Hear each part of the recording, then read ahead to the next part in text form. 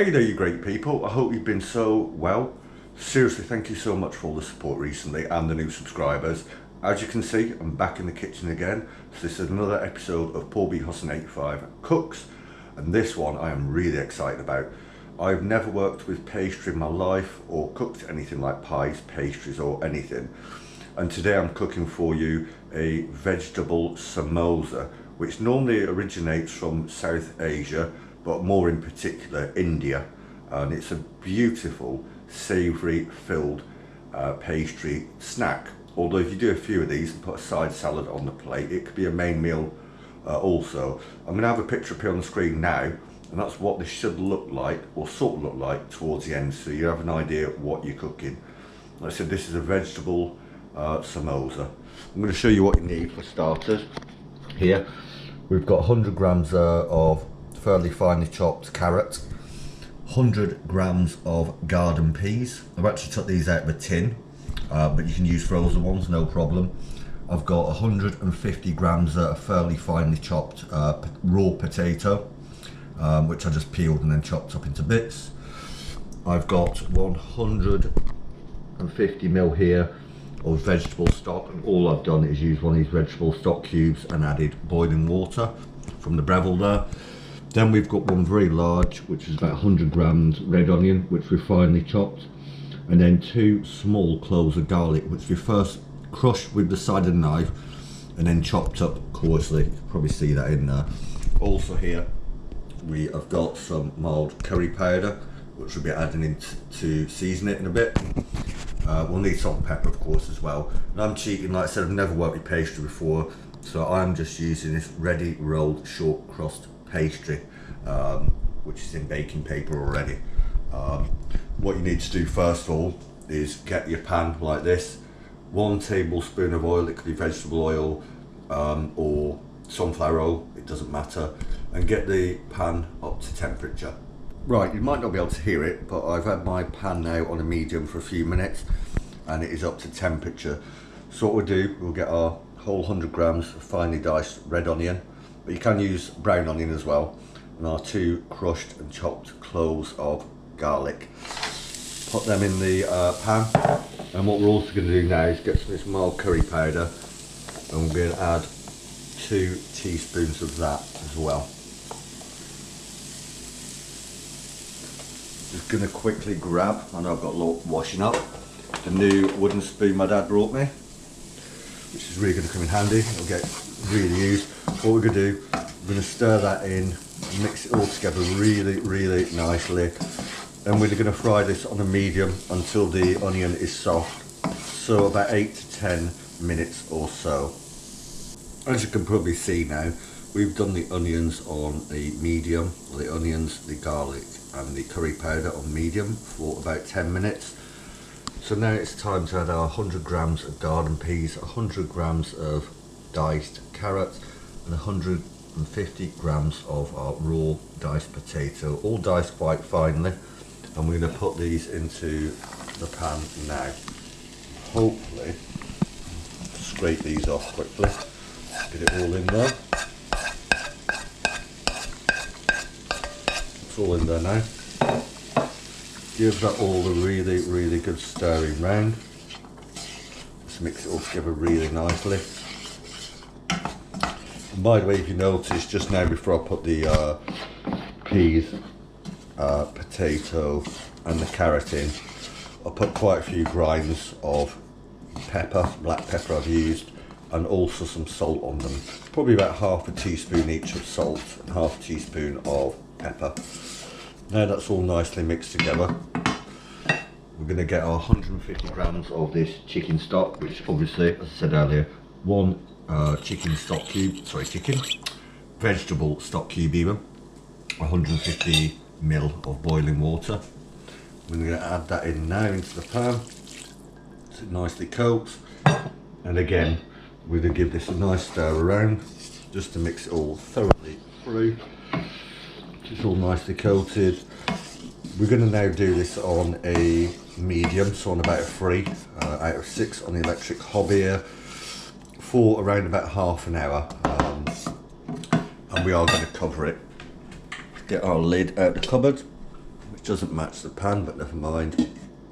So yeah, we're on about a 3 now, at 6, about medium. I'm going to leave this to simmer nicely now for 30 minutes. And probably come back every 5 minutes and give it a stir through every 5 minutes through the cooking process. So we've been reducing our samosa filling now for about 30 minutes, about half an hour, with the lid on. That looks absolutely incredible. Obviously we've lost a lot of that moisture now, and that's going to make an incredible filling for our samosas. The smell of that curry powder, the sweetness of the potato, carrot, peas, and just the freshness of all of it is absolutely incredible. What we're going to do now is we're going to put this into a bowl on the side here and leave to cool for a moment. As you can probably see now, we've took out our samosa filling of the peas, carrot and potato that we obviously put our coriander powder in. Just after I've put it in the bowl, I've also added about half a teaspoon of fresh chopped coriander. But if you have coriander powder, that's absolutely fine. And by the way, this is absolutely optional. I just think it'll give it that nice taste, that nice freshness towards the end. We're going to leave this on the side now to cool. We're going to get on with our pastry and form our cones, our shapes, which we're then going to put around about 1 tablespoon of the filling in each samosa casing using the pastry. Right, so what we've done with our pastry here, I have used the Just Roast off the ready-made pastry. We've cut this corner off into a sort of triangle, and what we're going to do, we're going to take this corner now, we're going to fold it up to about there, then fold it back on itself again to about here. Press that down very, very lightly, and then we're going to open up this middle layer here, you can see. I'm going to take probably a tablespoon or so, maybe a little bit less, yeah, about a tablespoon of our filling, and really press that down into there whilst taking that pea off. Press that down again, try and keep it neat and tidy.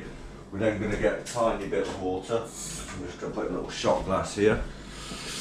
And we'll use this as sort of glue for the pastry, and just rub this along both edges and the top as I'm doing here.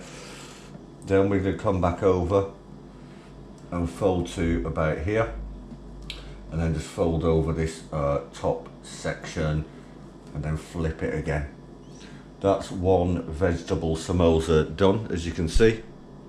We're going to recreate that probably about 5 or 6 times, and then we're going to put these in the oven.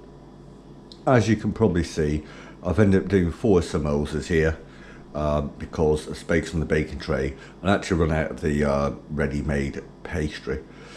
As you can see, the first one I did was a perfect samosa triangle, the second one not so bad, and then the third and fourth one is a round and a square. Not fantastic, they're still going to taste amazing, by the way. And remember, this is not the first time I've used pastry on my YouTube channel. It's the first time I've ever used pastry in my whole life. This is a first for me, so I'm learning as I go along here.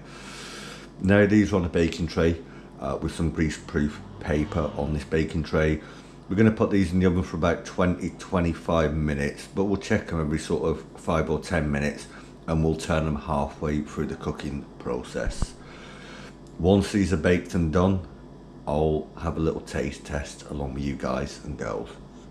So we've done our vegetable samosas now in the oven on 180 Celsius for 30 minutes. We turn them halfway through cooking, and what you want with these is a nice golden brown coating on that pastry.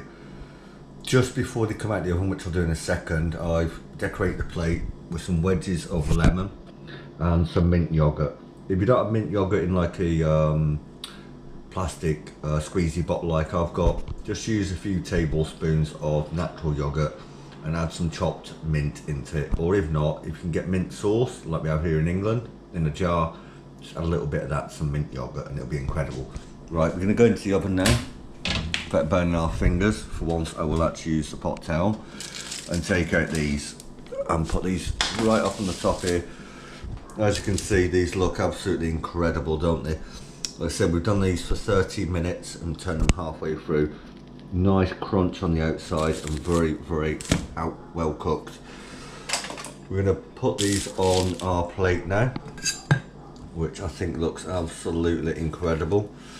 We're probably going to put 2 on here because our plate's only so big, and probably slice one of these open for you to have a look at. Let's get a knife a minute. Slice one of these open so you can see it. How good does that look? Looks absolutely incredible, and the smell of those spices within the actual samosa itself, and the potato, onion and everything else is absolutely amazing. Normally, while it's still hot, I'm going to squeeze some of this lemon over there and put some mint yogurt on top and try this out. I really hope you've enjoyed this video anyway. I know I say this all the time, but please do try and make these at home. It's not that difficult. These are going to be incredible, and I'm starving, by the way. So yeah, please try these at home.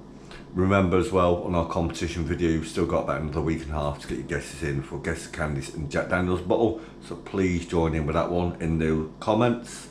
Please as well check out my 400 odd other videos on 14 amazing playlists on this Paulbhustlin85. Please do not forget to like, especially subscribe, and hit that notification bell. Thank you all so much for tuning in. As always, I love you all, and see you later.